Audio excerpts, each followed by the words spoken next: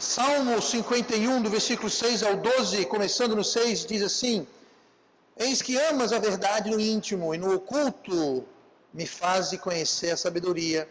Purifica-me com ísopo, e ficarei puro. Lava-me, e ficarei mais branco do que a neve. Faze-me ouvir júbilo e alegria, para que gozem os ossos que tu quebraste. Esconde a tua face dos meus pecados, e apaga todas as minhas iniquidades. Cria em mim, ó Deus, um coração puro, e renova em mim um espírito reto. Não me lances fora da tua presença, e não retires de mim o teu espírito. Torna a dar-me a alegria da tua salvação, e sustém-me com um espírito voluntário. E oremos. Amado nosso Deus querido, abençoe tua palavra. Que o Senhor possa me usar esta noite para trazer a mensagem com clareza. Que possamos ter ouvidos para ouvir. Nós pedimos em nome de Jesus. Amém. E vamos sentar então. Tirar esse microfone supérfluo daqui.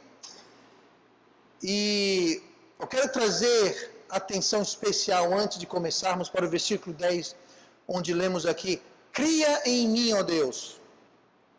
Marque bem essa palavra, cria.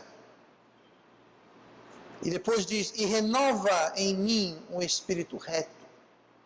Cria e renova. Aqui, Davi foi quem escreveu o Salmo 51. E Davi o fez logo após o episódio com Batseba, com Urias, aquela confusão toda que nós já estudamos a fundo quando fizemos o estudo sobre a vida de Davi. E o que Davi fez aqui, após o seu pecado com Batseba e tudo mais, ele fez o que a maioria de nós fazemos quando pecamos. Ele fez o que a maioria de nós fazemos em relação ao pecado. Ele fez tudo aquilo, cometeu adultério, tomou a esposa do outro, matou o outro, abusou do poder, mentiu, encobertou, fez tudo aquilo. E depois de tudo isso, ele seguiu sua vida como se nada tivesse acontecido. Ele continuou sendo rei, reinando. Ele continuou aconselhando. Ele continuou resolvendo questões, deliberando questões que vinham para ele. Ele seguiu sua vida normal. Lidava com sua família normalmente. Tratava com seus filhos normalmente. Não como alguém que tinha o sangue de Urias nas próprias mãos.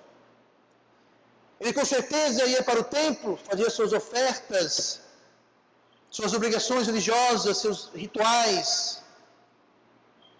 E muitas vezes é exatamente isso que a gente faz. E durante um ano, Davi fez isso. Ele viveu a vida de um hipócrita. Havia feito coisas aberrantes, absurdas, mas seguia como se nada tivesse acontecido. Deus, se você lembra disso, nós vimos isso, Deus tentou chamar a sua atenção, Deus estava aguardando, esperando durante um ano, para ver se a moeda caía. Se o seu coração o acusasse, e ele buscasse Deus, buscasse perdão e fazer confissão, alguma coisa, mas durante um ano, Davi não fez absolutamente nada. Não foi para Deus, não foi para ninguém. Depois de um ano, Deus falou: chega. E Deus mandou então o profeta Natã com aquela parábola.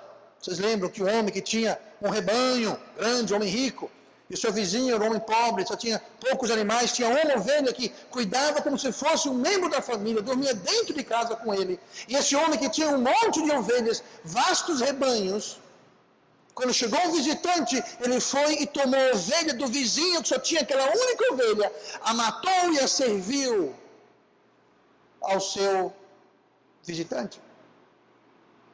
Davi, indignado, falou: esse homem merece morrer, esse homem, não existe tal coisa assim, que absurdo.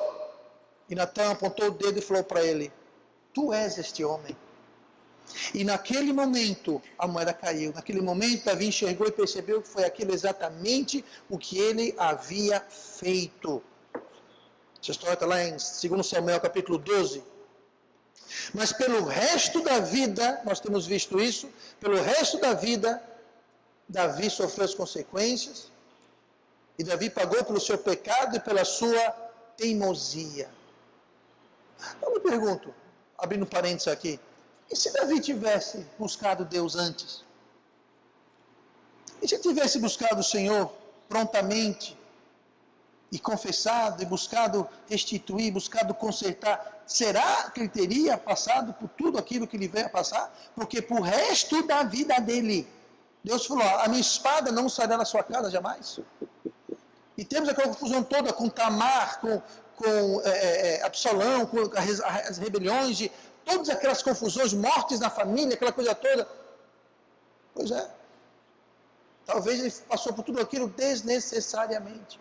Mas enfim, voltando para a história de hoje. Foi nesse pano de fundo que Davi escreveu o Salmo 51, inspirado, é claro, pelo Espírito Santo, mas ele escreveu o Salmo 51 e aqui ele está expressando o seu desejo de ter a alegria da salvação de volta, que ele havia obviamente perdido essa alegria. O Salmo 51 nós lemos o versículo 12, torna a dar-me a alegria da tua salvação. Interessante, muita gente pega esse versículo e diz, está vendo? Salvação se perde, Davi aqui está pedindo de volta a sua salvação. Não, não está, ele está pedindo de volta a alegria da salvação. São duas coisas totalmente diferentes. Davi havia perdido a alegria da salvação e não a salvação. Vamos ler de novo? Torna a dar-me a alegria da tua salvação. Davi aqui, ele estava quebrantado pelo que ele havia feito. E se outra coisa, se salvação se perde, se salvação fosse algo que pudesse perder, Davi teria perdido ela aqui. Afinal, ele cometeu adultério, assassinato, abuso de poder, mentira. Ou seja, se salvação se perde, Davi está perdido aqui. Mas não, salvação não se perde, Davi não está perdido, Davi havia perdido a alegria da salvação. Tá? Mas Davi aqui no Salmo 51, ele começa então a relatar os seus medos. Ele começa a olhar para frente, lembrando que Deus acabou de falar para ele, a minha espada não sairá mais da tua casa. Você vai pagar por tudo aquilo que você fez. E é nesse contexto que nós lemos aqui o versículo 11. Não me lances fora da tua presença, e não retires de mim o teu Espírito Santo. Torna a dar-me a alegria da tua salvação e sustém-me com um espírito voluntário. Aqui quando fala, torna a dar-me, não retires de mim o teu Espírito Santo, explicar rapidamente aqui. No Velho Testamento o Espírito Santo existia e operava, só que ele não selava, ele não habitava na pessoa, ele ia e ele saía, mas não era indicativo da salvação. Ele empoderava para uma determinada função, aí saía, ele ia, voltava, então não era fixo como é hoje. Hoje não, hoje ele vem e ele sela, ele habita, ele toma residência. Se você foi salvo, o dia que você aceitou Cristo, o Espírito Santo entrou na sua vida, entrou no seu coração, entrou no seu ser e não vai sair mais nunca. No Velho Testamento não era assim. Tá? Então é bom esclarecer isso rapidamente. Então aqui temos Davi, ele cometeu coisas horríveis, ele foi descoberto, e o que nós vemos aqui é que ele está temeroso. Temeroso. E Davi está pedindo uma segunda chance para Deus. E o nosso Deus é o Deus da segunda chance. E é o Espírito Santo que é encarregado disso. Encarregado de restaurar o crente quando o crente cai, quando o crente se desvia, como Davi fez. É o Espírito Santo, é parte do seu ministério, operar, trabalhar para dar essa segunda chance, para restaurar o crente. É claro que existem certas condições que precisam ser preenchidas. Tá? Não é um pão mágico que chega lá e pronto, não. Não é você querer, não. Existem condições claras, o estudo não é sobre isso hoje, não entrarei em detalhes, mas existem condições para que haja restauração. Mas enfim, mas aqui nós temos então esse exemplo de o Espírito Santo buscando restaurar o crente caído. E nós estamos vendo nessa segunda parcela, segunda parte do segundo tema do nosso estudo. O nosso tema até a semana passada foi a pessoa do Espírito Santo. Hoje vamos começar um outro tema chamado a restauração do Espírito Santo. A restauração do Espírito Santo. E a primeira coisa que nós vamos ver que o Espírito Santo restaura, e veremos algumas, é que ele restaura a criação. A restauração da criação. E agora vamos pular para Gênesis capítulo 1. Esta noite eu vou tratar de um assunto que eu anunciei agora há pouco, nunca tratei dele de púlpito, mas ele é pertinente, e por mais que eu tentei fugir de tratá-lo de púlpito, não tinha como, mas a restauração da criação. Lá em Gênesis 1, versículo 1, que nós lemos isso semana passada, ou retrasada, mas Gênesis 1 diz assim: no princípio criou Deus os céus e a terra era sem forma e vazia, e havia trevas sobre a face do abismo, e o Espírito de Deus se movia sobre a face das águas. Eu vou pedir que você preste extra atenção hoje, porque se você perder o fio da meada aqui, você vai se confundir e vai sair daqui meio que cabaleando tonto sem entender nada. Tá? Então, siga passo a passo, ponto a ponto. Algo aconteceu entre o versículo 1 e o versículo 2 de Gênesis 1. Eu vou trazer aqui os dois lados que existem. E deixe logo adiantar agora que esta questão não é uma questão fundamental, não é uma questão que vai afetar qualquer outra doutrina, não vai afetar a salvação, não vai afetar a deidade de Deus, em nada. E eu tenho amigos, colegas, eu tenho pastores que eu admiro muito, que discordam comigo nessa posição, eu tenho outros que concordam comigo nessa posição. Então, se você concordar ou discordar, fica a seu critério, francamente não faz muita diferença em mais nada, mas é o seguinte, o que diz aqui é que Deus criou o céu e a terra. Agora, nós sabemos que quando Deus faz as coisas, Ele faz tudo direitinho. Tem até uma música, a qual eu não vou cantar aqui, para a alegria livre geral de todos, mas Deus faz tudo direitinho. Inclusive, no versículo 31, em Gênesis 1, que é o último capítulo, o último versículo do capítulo 1, onde temos a criação, diz assim: e Deus viu tudo quanto tinha feito, e eis que era muito bom. E houve anoitecer, e houve manhã do sexto dia. Então, quando Deus fez tudo, Ele falou: eu fiz tudo muito bem. Quando Deus cria, quando Deus faz alguma coisa, Ele faz bem feito. Então, me explique, como é que Ele criou o céu e a terra no versículo 1, e no versículo 2 fala que estava sem forma e vazia. Estão entendendo? O versículo 1 está dizendo que Deus criou o céu e a terra, beleza. Aí no versículo 2 diz que não tinha nada. Sem forma e vazia. Sem forma, quer dizer, não tinha nada, não tinha forma, estava vazio, não tinha forma. Então Ele criou o quê? Que céu e terra é esse que Ele criou, que estava sem forma e vazio? Então algo aconteceu entre versículo 1 e versículo 2. Eu acredito, eu e muitas outras pessoas também, como muitas outras não acreditam, tudo bem, mas eu acredito que havia uma criação original, que não é essa que nós vivemos. Havia uma criação, havia um outro mundo nessa terra. E esse mundo, essa terra, foi criado no princípio. Deus criou o céu e Deus criou a terra. E esse céu e essa terra original foram destruídos. E o resultado é o que nós vemos no versículo 2. E a terra estava sem forma e vazia. Por quê? Porque toda a vida foi destruída. Tudo que foi criado foi destruído. Então a terra estava sem forma e vazia. Mas Deus não criou a terra sem forma e vazia assim. Inclusive, olhe comigo em Isaías 45, versículo 18. E tem um versículo que diz justamente isso.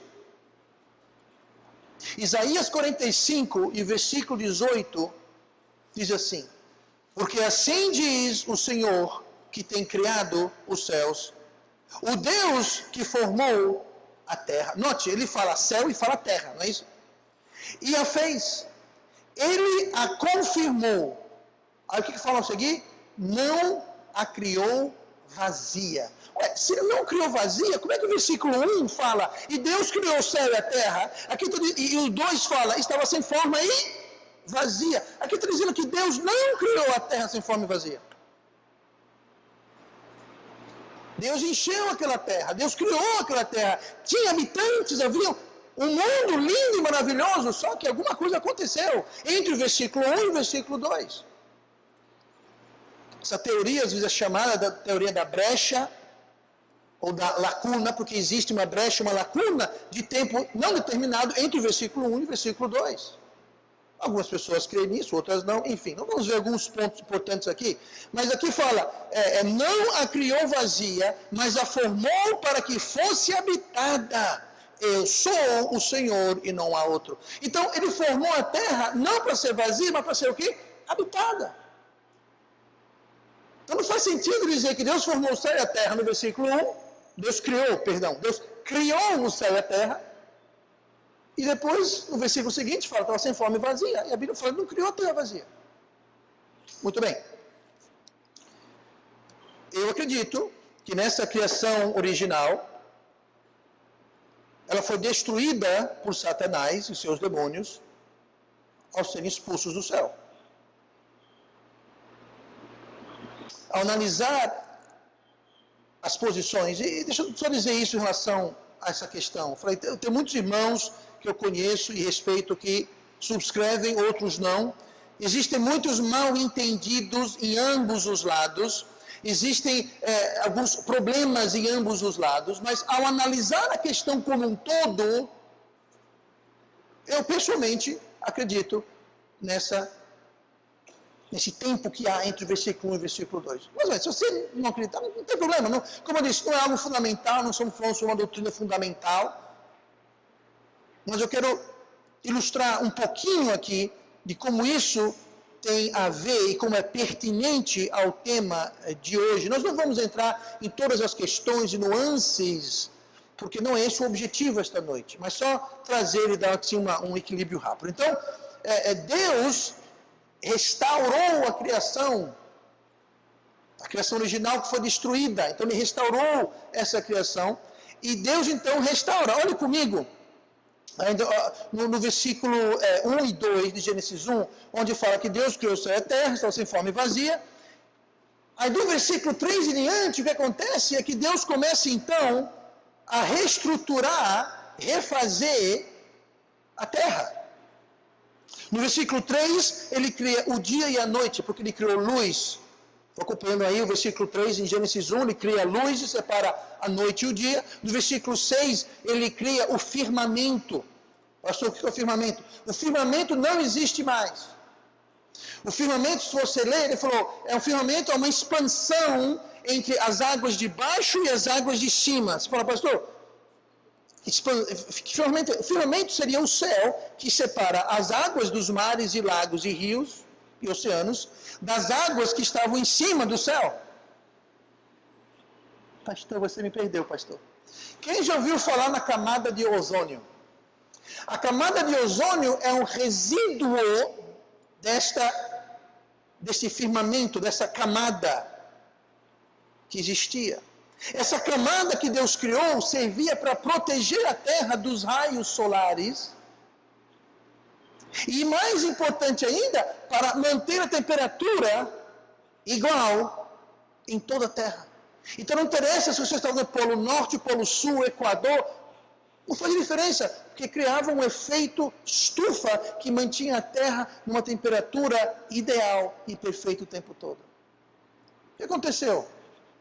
Alguém já ouviu falar no dilúvio?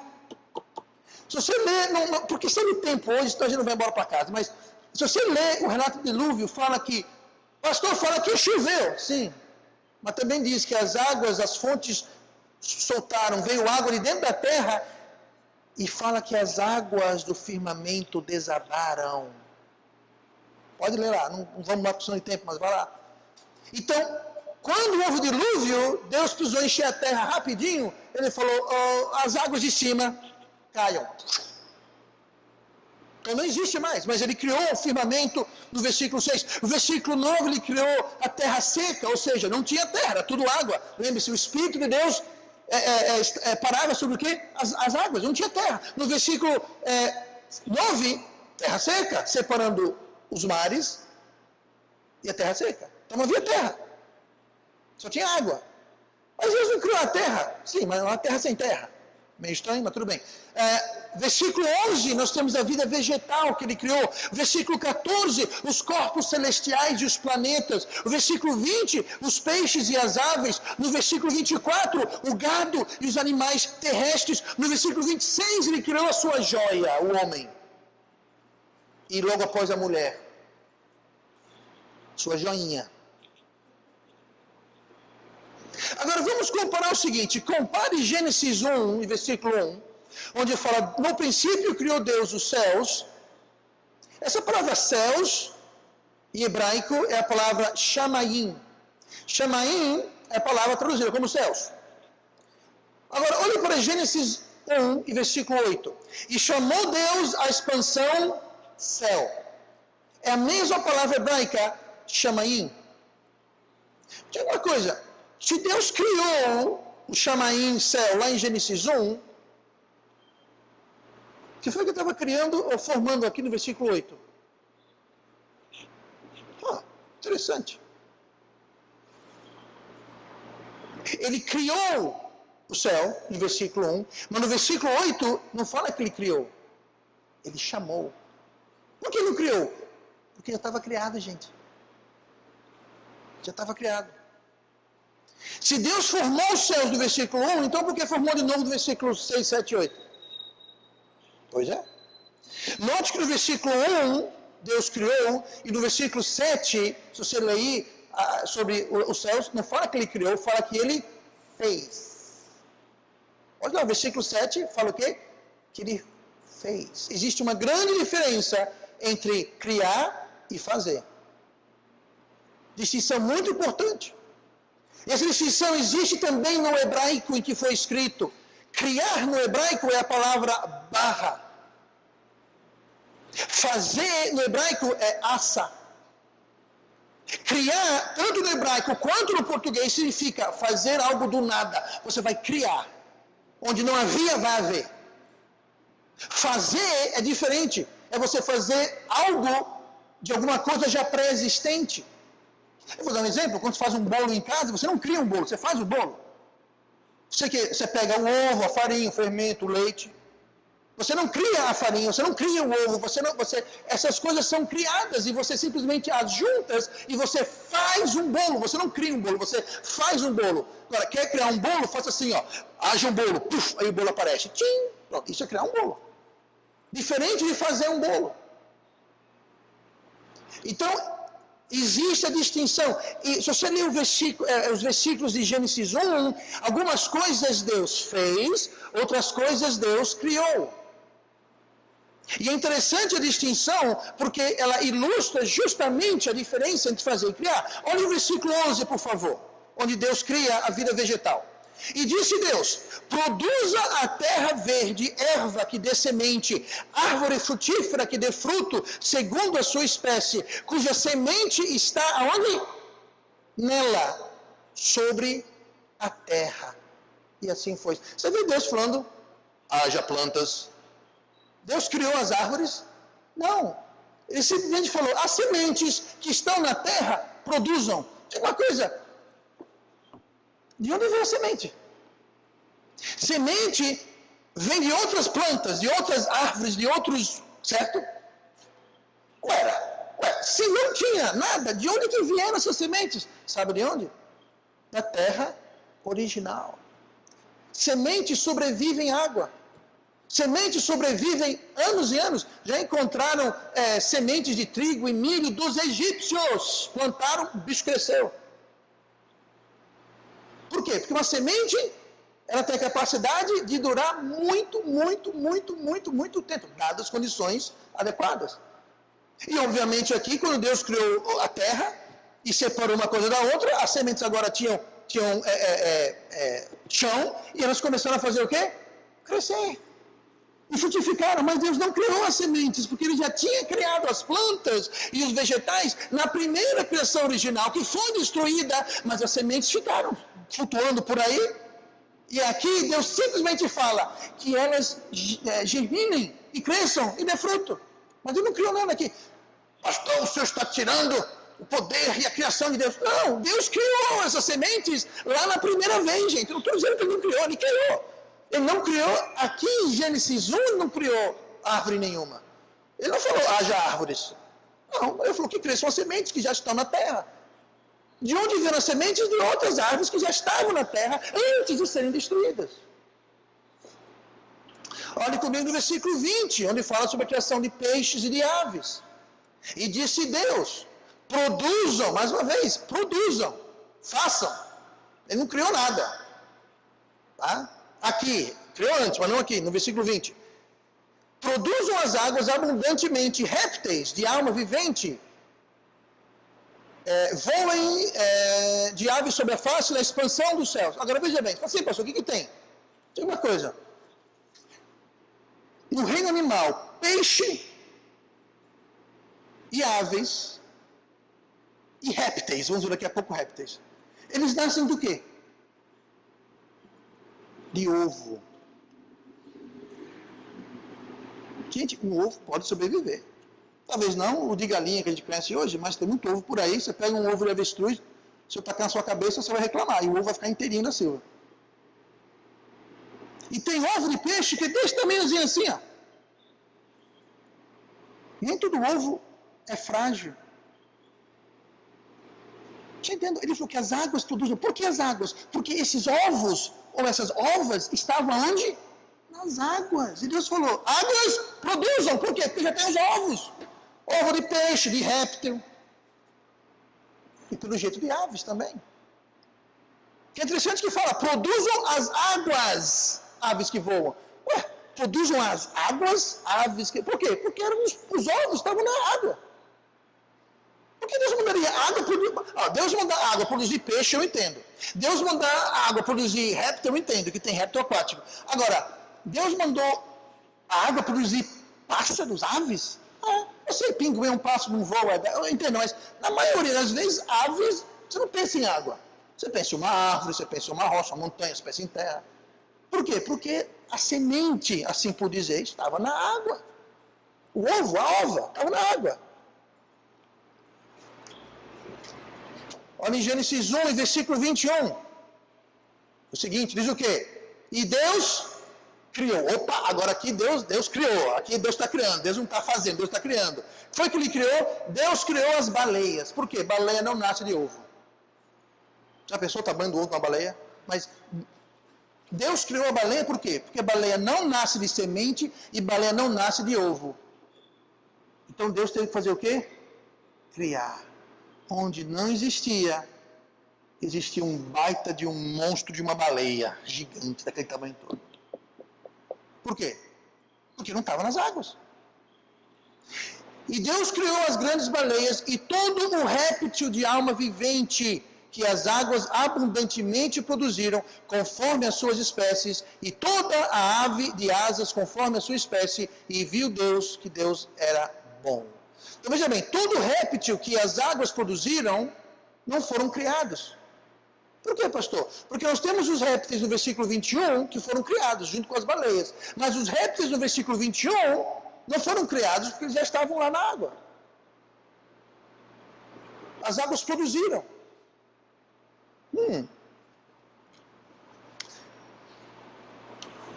Porém as baleias foram criadas. Assim como eles. Então, existe aqui no versículo 20 e 21 dois tipos de répteis. No versículo 25, se você olhar no versículo 25, fala sobre réptil de terra, quando Deus criou o gado e os animais da terra. E no versículo 21 fala sobre réptil de alma vivente que as águas produziram. Então, tem réptil, e é verdade, tem réptil que vive na terra e tem réptil que vive no mar.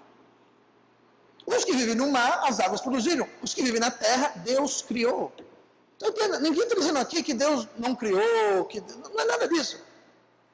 E seja o que Deus criou, que Deus fez, tudo que estava nas águas, quem criou foi Deus antes, de todo modo. Então ninguém está tirando aqui nada do poder de Deus. Mas de todas as criaturas foram criadas, mas tudo isso para dizer o quê? Tudo isso para dizer que o Espírito Santo quer resgatar uma criação que foi destruída por Satanás. E eu e você fazemos parte desta criação. E Satanás destruiu a imagem através da tentação de Adão e Eva. E do mesmo jeito que o Espírito Santo restaurou essa criação, como nós lemos em Gênesis 1, Deus quer restaurar também o homem. É ministério dele. Mas vamos voltar um pouquinho mais. Pastor, então tudo bem. O que causou essa destruição toda em Gênesis, entre Gênesis 1 e Gênesis 2? Vamos para Isaías 14 rapidinho. Vamos ver aqui, vamos ver quem é o culpado em tudo isso. Isaías 14 e versículo 12 é o relato aqui sobre Lúcifer.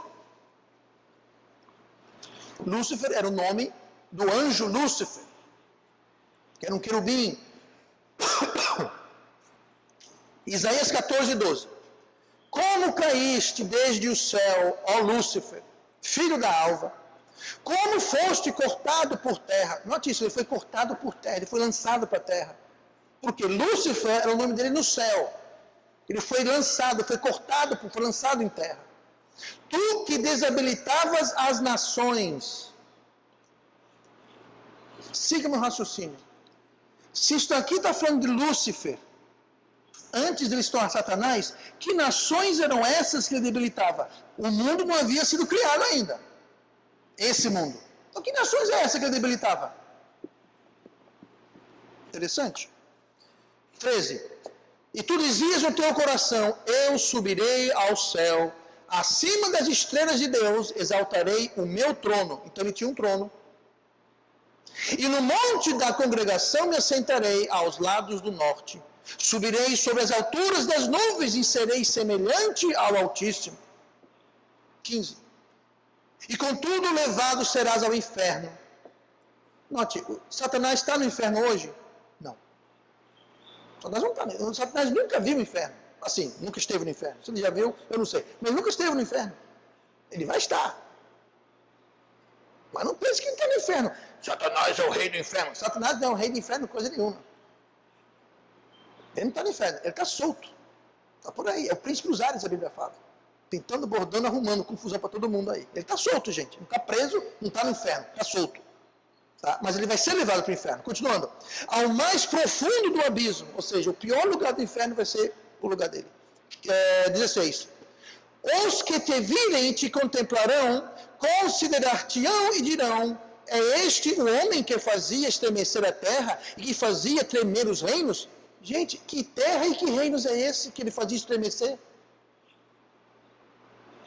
Não era essa terra nem esses reinos, porque nós não foram criados ainda. Que reinos eram esses? Que terras eram essas? Aí continua. Que punha o mundo como deserto e assolava, ou destruía, assolava as suas cidades. Gente, que cidades, que mundo ele punha como deserto? Sabe qual? O mundo foi destruído entre Gênesis 1 e Gênesis 1 e Gênesis 1, 2. Ele destruiu e dissolou e fez um deserto. Que não abria a casa de seus cativos. Todos os reis das nações, todos eles jazem com honra, cada um na sua morada. Porém, tu és lançado na tua sepultura como um renovo abominável, como as vestes do que foram mortos, atravessados à espada, como os que descem ao covil de pedras, como um cadáver pisado. Com ele não te reunirás na sepultura, porque... Agora, olha o que fala o versículo 20. Porque destruístes, o quê? A tua terra e mataste o teu povo. A descendência dos malignos não será jamais nomeada. O que foi que ele destruiu, gente? Ele destruiu a terra. E que povo dele é esse que ele destruiu? Sabe, são perguntas que você... A gente podia dizer, é um mistério, está debaixo do manto, ninguém sabe. Pode ser que seja.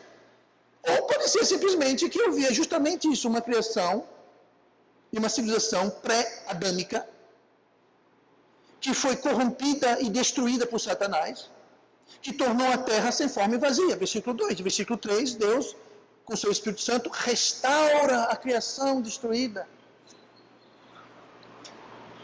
O que causou a destruição, que causou a terra ficar sem forma e vazia, foi o reinado de Satanás sobre a terra atual.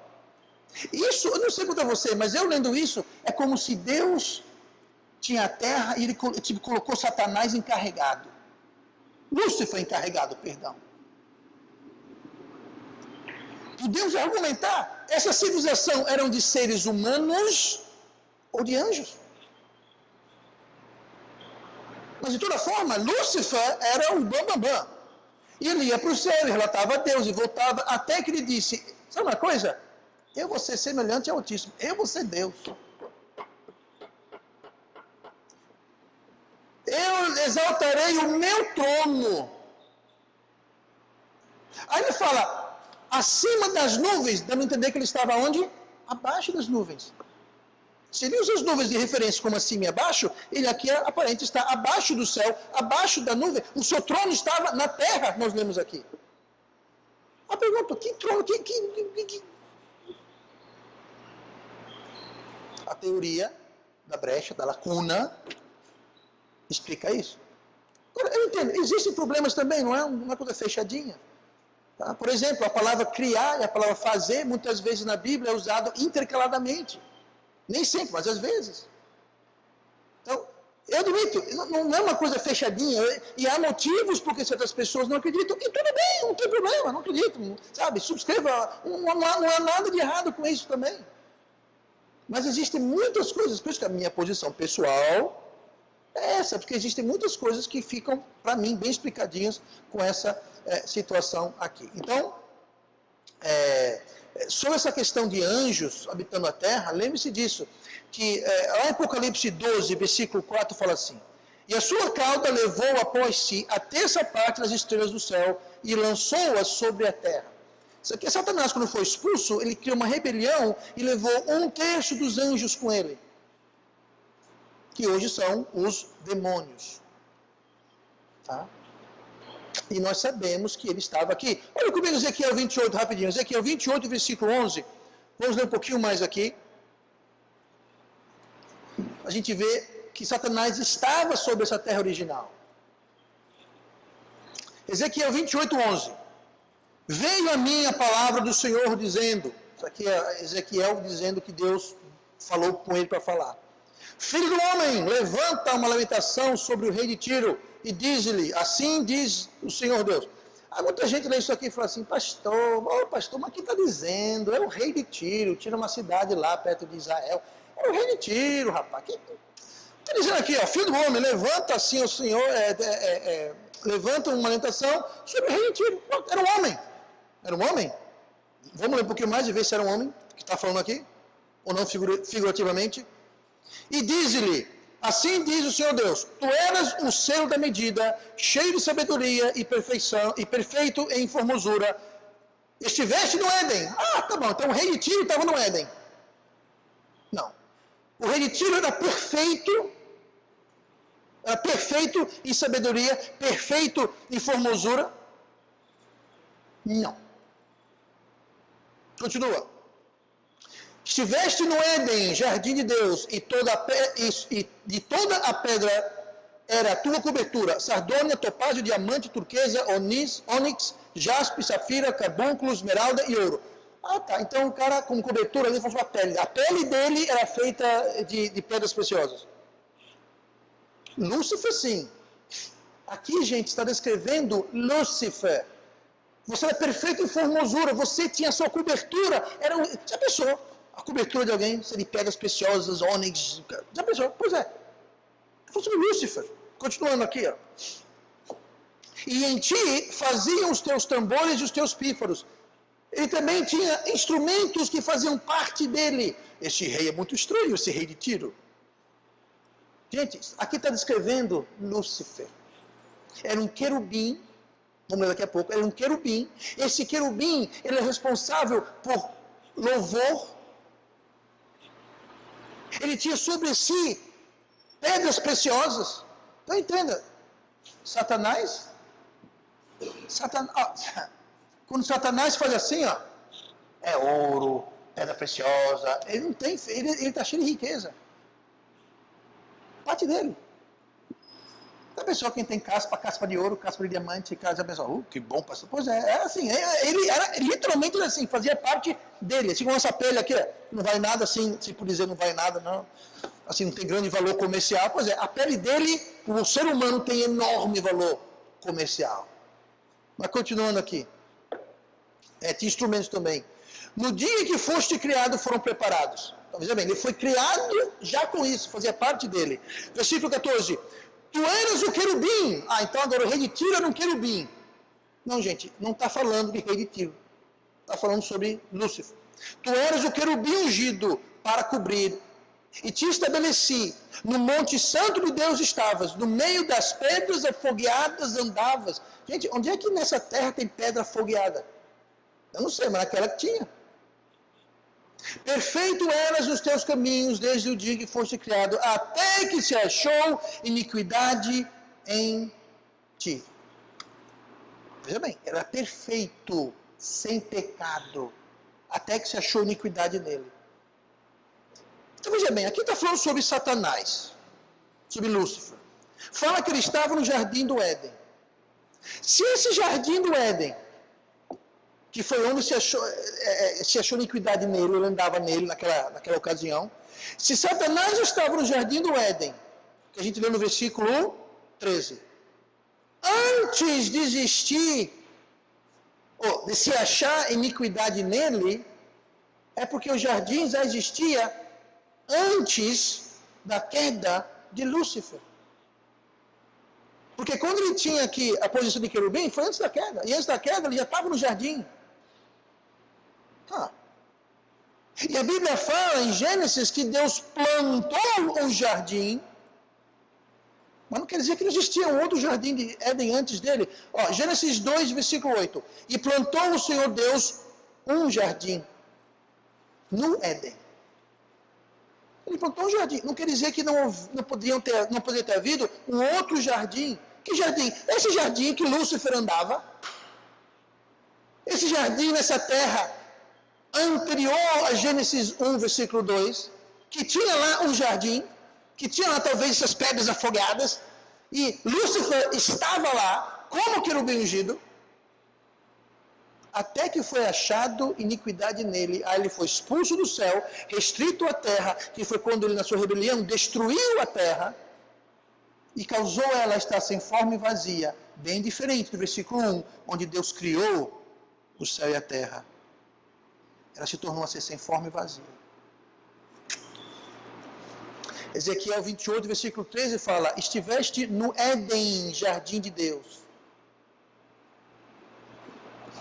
Então, jardim de Deus, Éden não quer dizer que era o jardim de Deus que Adão e Eva estavam. Ali era um jardim que Deus plantou no Éden. Muito bem, vamos lá então. Abre suas Bíblias rapidinho. Salmo 104 e versículo 30. Diz o seguinte: envias o teu Espírito e são criados, e assim renovas a face da terra. O que o Espírito, uma das tarefas do Espírito é o quê? É renovar a terra. Um exemplo é renovar a terra lá em Gênesis 1 para Gênesis 2, que ele renovou. Algumas coisas ele criou, outras coisas ele renovou, porque já estavam lá. E assim como o Espírito Santo restaurou a terra, ele quer e pode restaurar o homem. Com isso em mente, lembra que nós lemos lá em Salmo 51? Cria em mim, ó Deus, um coração puro. Cria. Deus ainda está criando. E renova em mim um espírito reto. Criar e renovar. Não é isso que aconteceu com a terra. Deus criou, Gênesis 1:1, e Deus renovou, Gênesis 1:3, em diante, onde ele saiu renovando, recriando tudo aquilo que Satanás destruiu. Deus refez ou recriou. O que ele podia refazer, ele refez. Como, por exemplo, as aves, os peixes. O que ele teve que recriar, ele recriou. Cria e renova. E aqui no Salmo 104, versículo 30, fala que envias o teu Espírito e são criados, renovas a face da terra. Mais uma vez, criar e renovar. Então Deus nos criou.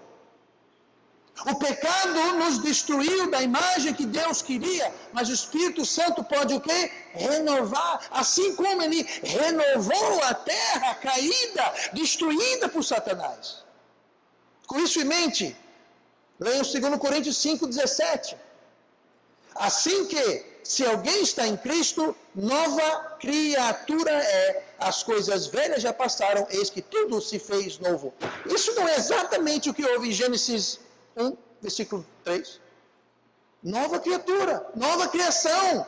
Quando nós somos salvos, é Deus pegando aquela imagem corrompida, quebrada, destruída por Satanás, e faz uma nova criatura. Jesus falou, nascer de novo. O que foi que aconteceu com a terra em Gênesis 1, versículo 3 ao fim do versículo 31? A terra renasceu.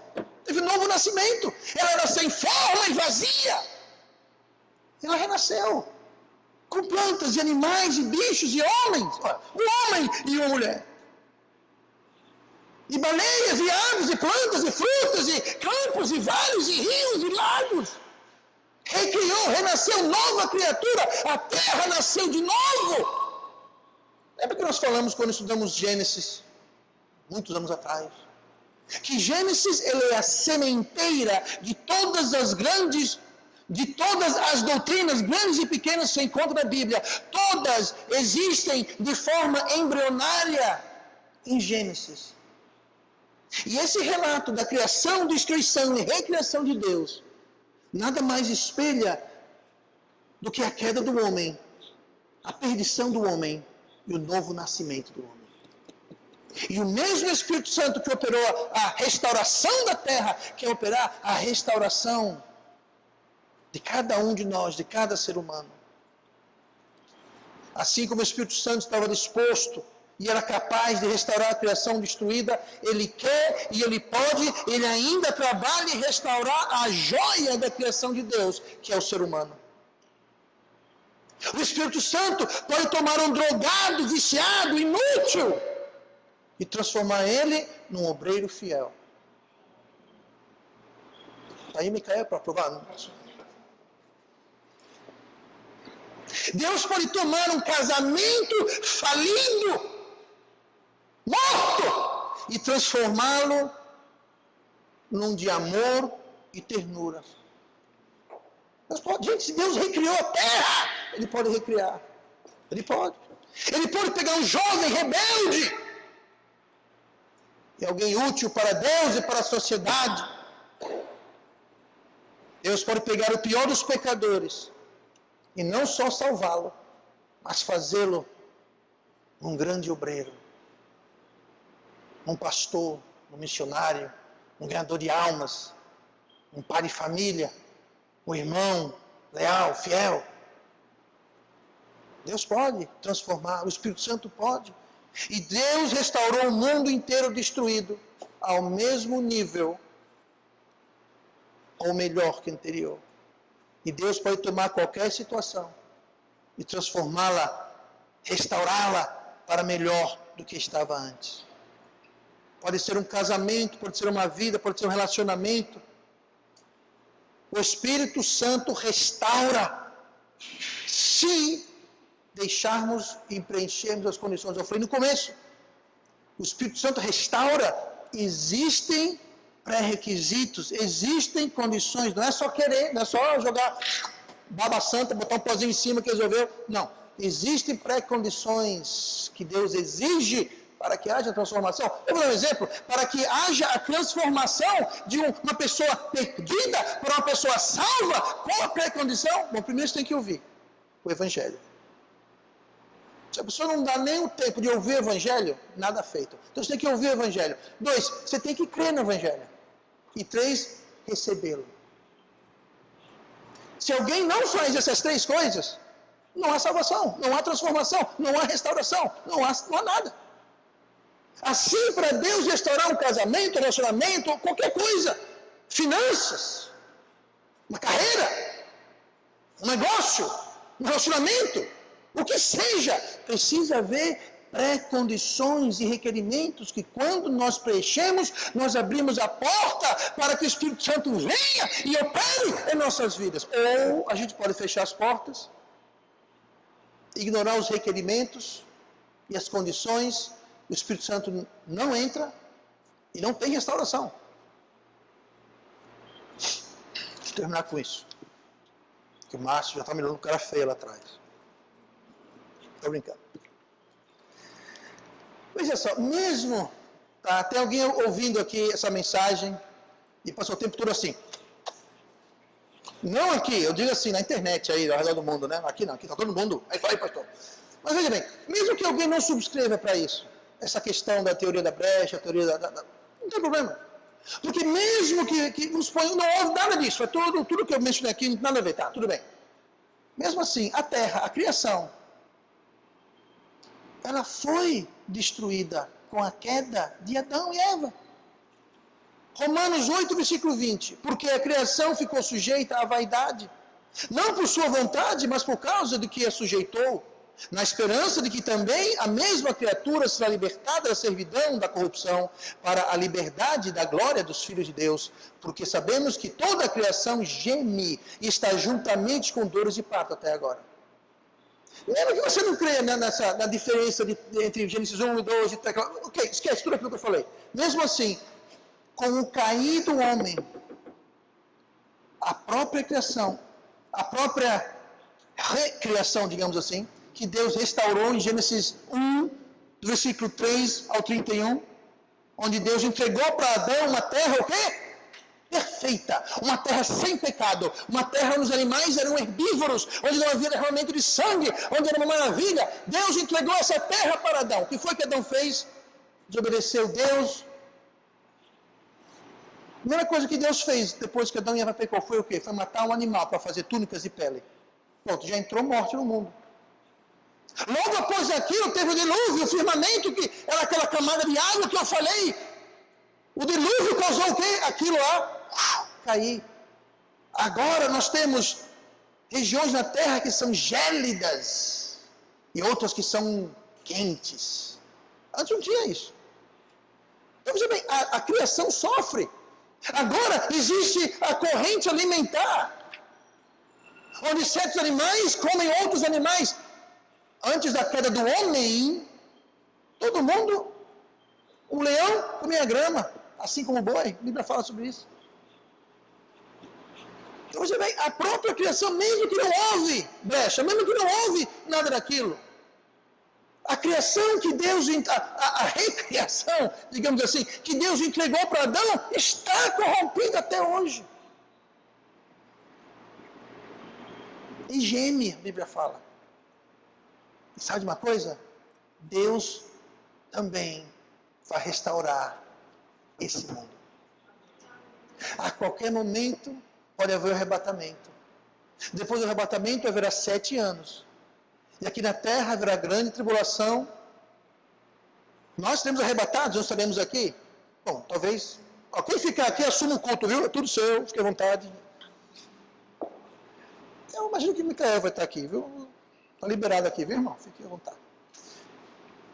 Mas depois de 7 anos, Jesus vai voltar para estabelecer o seu reino milenar. E durante o reino milenar, a terra vai ser restaurada. A Bíblia fala que de Jerusalém vai sair um rio, e esse rio ele vai sarar as águas e as nações.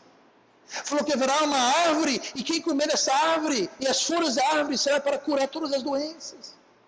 Durante 1000 anos a terra vai viver um verdadeiro paraíso. A Bíblia fala que a criança, o neném, vai brincar com a cobra, que o leão vai deitar ao lado do cordeiro. Por quê? Porque não vão mais ser carnívoros. Deus vai mais uma vez restaurar esta terra. Mas quer saber o mais triste? Depois do reino milenar de 1000 anos, Satanás, durante o reino, vai estar preso no inferno. Ele vai ser solto. Ele vai conseguir liderar uma rebelião. Gente, como é que você vai enganar pessoas que estão vivendo na terra? Outra coisa, lembra em Gênesis que as pessoas viviam 300, 400, 500, 700, 1000 anos quase? Pois é, no milênio as pessoas vão viver também Séculos e séculos e séculos e séculos. A Bíblia fala que quando alguém morrer com 100 anos, morreu uma criança. 100 anos. Hoje são poucos que chegam a 100 anos. Pois ele vai conseguir enganar pessoas sobre a terra, onde Jesus Cristo fisicamente está reinando há 1000 anos, onde não há guerra, não há injustiça, não há doença, não há crime, não há nada de ruim, não há... Ele vai enganar essas pessoas, e elas vão se rebelar, e vão se ajuntar, e vão marchar, atacar e tentar destronar Jesus. Aí Deus vai dizer, ok, agora basta. Aí essa terra vai ser desfeita em fogo e chamas, e do céu vai descer a nova Jerusalém, um novo céu e nova terra. Aí não vai restaurar, ele vai fazer uma nova. Zerada, 0 quilômetros. Não vai restaurar nada, essa é restaurada. Aquela vai ser zerada. Cheirinho de carro novo. Pois é, o Deus que faz isso com planetas, pode fazer isso com a nossa vida. Se a gente deixar. E vamos orar. Pai amado, Deus querido, abençoe o estudo